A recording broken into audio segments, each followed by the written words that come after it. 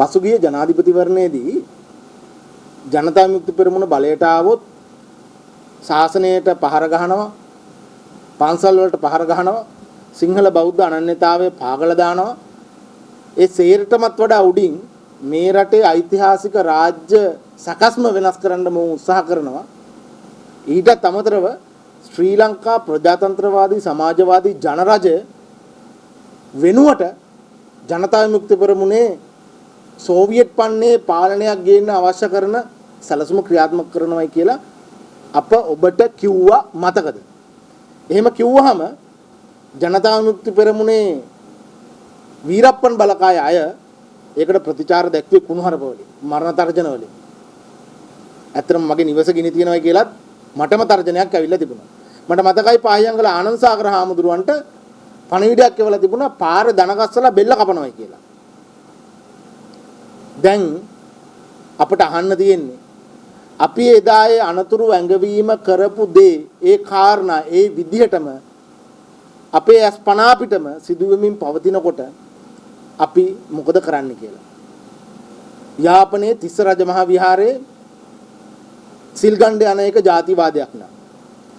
ත්‍රිකුණාමලයේ වෙරළ සංරක්ෂණ දෙපාර්තමේන්තුවෙන් අනුමැතිය ලැබිලා තියෙන නැවත විහාර කොට නැගීමේදී බුදු පිළිමයට කණු 4ක් හිටවන්න කොන්ක්‍රීට් දැමීම භික්ෂුන් වහන්සේලාත් ගිහියනුත් අප නැතුව සිරගත වීමට තරම් වරදක් නෑ. ලංකාවේ සිංහල බෞද්ධ අනන්‍යතාවය මේ රටෙන් අතුගාලා දාන්න ඕනයි කියලා හිතන දෙයක් නෑ. එහෙම රාජ්‍ය පාලනයක් අප තවදුරටත් තබාගත යුතුද? මේක බරපතල ප්‍රශ්නයක්. බෞද්ධයන්ට හිත රිදෙන කාරණා ගොඩක් වෙලා තියෙනවා. ජනාධිපතිතුමා යාපනයේ දෙමළ අවුරුද්ද සමරන්න ගියා. ඒක හොඳ වැඩක්. අපි වුණත් කැමතියි දෙමළ අවුරුද්ද සමරන්න. නමුත් ඔහුට සිංහල අවුරුද්ද සමරන්න ගෙයින් එළියට බහ ගන්න කොන්දක් තිබුණේ නැහැ. ඒක කාටවත් අමතක නැහැ කියලා මම හිතනවා. ඉතින් මේ පෙන්වන්නේ මොකද්ද? මේ පෙන්වන්නේ තමන්ගේ ත්‍රාඩ දේශපාලන ඇජෙන්ඩාව ක්‍රියාත්මක කරන්න පටන් අරන් තියෙනවායි කියලා. අන්තිම මාස 6-7ෙම මේ පිළිබඳව දිගින් දිගටම අදහස් දක්වනකොට මං වගේ අයට ජනතා විමුක්ති පෙරමුණ පැත්තෙන් එල්ල වෙච්ච චෝදනාව තමයි ඔයගොල්ලෝ කොරහේ කිඹුල්ලු දකින්නයි කියලා. නමුත් අපි දකින්නේ කොරහේ කිඹුල්ලු නෙමෙයි. කිඹුල්ල අපේ දොර ගාවටම ඇවිල්ලායි කියලා ලාල්කාන්ත මහත්මයා ඊයේ අපිට පැහැදිලි කරලා දුන්නා. ඔව් කිව්වා ආණ්ඩු බලය ලැබිලා තිබ්බට රාජ්‍ය බලය ලැබිලා නැහැ කියලා. මේ කියන්නේ ඔවුන්ට රාජ්‍ය වෙනුවට පළවත්ත ඉහළට උසවා තැබීමේ අවශ්‍යතාවය තදින් තියෙනවා. ඒකට ඔවුන් ක්‍රියාත්මක වෙනවා කියන එක නේද? මේ රට ලෝකේ පැරණිම ජාතික රාජ්‍ය. අපිට වඩා පරණ වෙන රටක් නැහැ. චීනය පවා අපිට වඩා අවුරුදු 200ක් අලුත් ජාතික රාජ්‍යයක්.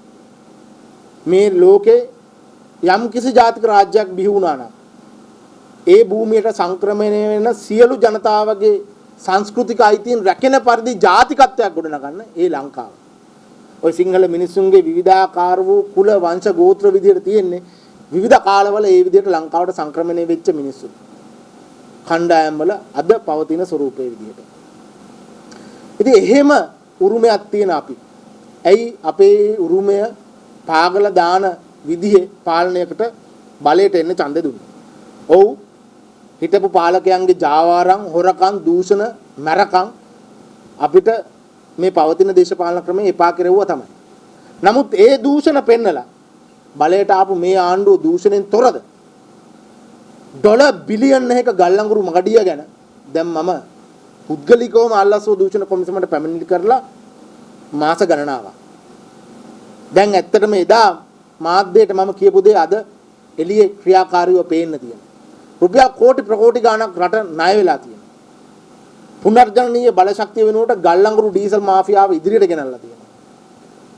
රනිල් වික්‍රමසිංහ විදුලි බල මණ්ඩලයේ කෑලි වලට කඩන්න ගත්ත පියවර දිගටම ඉදිරියට අරන් ගිහිල්ලා තියෙනවා. ඒ පියවර ඉදිරියට අරන් යනකොට එක තැනකදී ලංකාවේ ජල විදුලි බලාගාරات විකුණලා දාන්න පුළුවන් වෙන විදිහට මේගොල්ලෝ පනත සංශෝධනය කරා. ඒක වැළැක්ුණේ අජිත් පෙරේරා මහත්මයාත් මමත් ශ්‍රේෂ්ඨ අධිකරණයට ගොනු කරපු නඩු දෙකකින්. ඒ නඩුවට පෙසම් කරුවෙක් විදිහට ඉදිරිපත් වීම ගැන අජිත් මහත්මයාටත් ස්තුතියි. දැන් අලුත්ම කතාව එළියට ඇවිල්ලා තියෙනවා යූරෝ බිලියන 6.4ක කළු සල්ලි සුදු කිරීමේ උත්සාහයක් පිළිබඳ. ඒක ඇත්ත නැත්නම් අපි දන්නේ නැහැ. නමුත් අපිට ලියකියවිලි ලැබිලා තියෙනවා එහෙම කියලා. එතකොට මොවුන් හිටපු පාලකයන්ටත් වඩා අන්ත දූෂිතයි. නමුත් මේ දූෂණය කරන අතර වාරේ මේ හිටපු පාලකෙක්වත් නොකරපු දූෂණයකට, ඒ කියන්නේ මේ රාජ්‍ය දිය කර හැරීමේ දූෂිත ක්‍රියාමාර්ගයට මේගොල්ලෝ එළඹිලා තියෙනවා. අපි මොකද්ද මේ සඳහා ගන්න ක්‍රියාමාර්ගය? කිසිදු විපක්ෂ කණ්ඩායමකට මේ පිළිබඳව විධිමත් දේශපාලන වැඩපිළිවෙලක් නැහැ බවයි අපිට කියන්න තියෙන්නේ. පාර්ලිමේන්තුව හෝ පාර්ලිමේන්තුවෙන් පිටත කතා කරන ගොඩ දෙනෙකුට මේ රටේ ප්‍රශ්න විසඳන්න ප්‍රායෝගික සැලැස්මක් නැහැ. මාලිමාවට සැලැස්මක් හදාගන්න තේරෙන්නේ නැහැ. සැලැස්මක් නැහැ කියලා වුන් දන්නෙත් නැහැ. රටේ වෙන කාටවත් සැලැස්මක් හදාගන්න හැකියාවක් ලැබිලත් නැහැ. මේ වෙලාවේ අපි කරන්න ඕනේ හැඟීම් වලට වහල් වෙලා රට අස්ථාවර කරන මාලිමා තක්කඩි අමන දේශපාලනයට ඉඩ දෙනව වෙනුවට රටේ ස්ථාවරත්වයේ තියාගෙන අපේ උරුමය, අපේ ආර්ථික සමෘද්ධිය ළඟා කර ගැනීමේ අවශ්‍යතාවය ওই කාරණා දෙකම ඉටු කරගන්න පුළුවන් වෙන විදිහේ දේශපාලන වැඩපිළිවෙලක් සකස් කරගන්න. ඒ සඳහා හැමෝම එකතු වෙලා අලුත් දේශපාලන සංස්කෘතියක්, නව දේශපාලන පෙරමුණක් ගොඩනගන එක. පරණ ජරා ජීර්ණ වෙච්ච නායකයන්ගෙන් මේක ඉටු කරගන්න පුළුවන් කියලා මම නම් හිතන්නේ නැහැ. මම හිතන්නේ ලංකාවේ බහුතරයක් එහෙම හිතනවායි කියලා. ලංකාවේ මිනිස්සු හිතන්නේ අලුතෙන් හිතලා අලුතෙන් වැඩක් කරන්න ඕන කණ්ඩායමක් අවශ්‍යයි කියලා. කෙසේ වෙතත් ඒ සියල්ලටම කලින් මේ වෙලාවේ සම්බුද්ධ ශාසනයට ඇති වෙලා තියෙන තර්ජනය අපි නිවැරදිව තේරුම් ගන්න ඕනේ. මේක රෙද්ද උස්සගෙන කෑ ගහලා විසඳන්න පුළුවන් ප්‍රශ්නයක් නෙමෙයි. ඔවුන්ට අවශ්‍යයි ත්‍රිකුණාමලේ බෞද්ධ පාර්ශවය හිරේට දාලා චප්ප කරලා රටටම පණිවිඩයක් දෙන්න. උඹලා සිංහල බෞද්ධ සංස්කෘතියට ශාසනය වෙනුවෙන් පෙනී සිටියොත් උඹලට වෙන්නේ මේකයි කියලා. අන්න ඒ හින්දා මේ මොහොතේ අපි ත්‍රිකුණාමලය ගැන විශේෂ අවධානයක් යොමු කරන්න ඕනේ.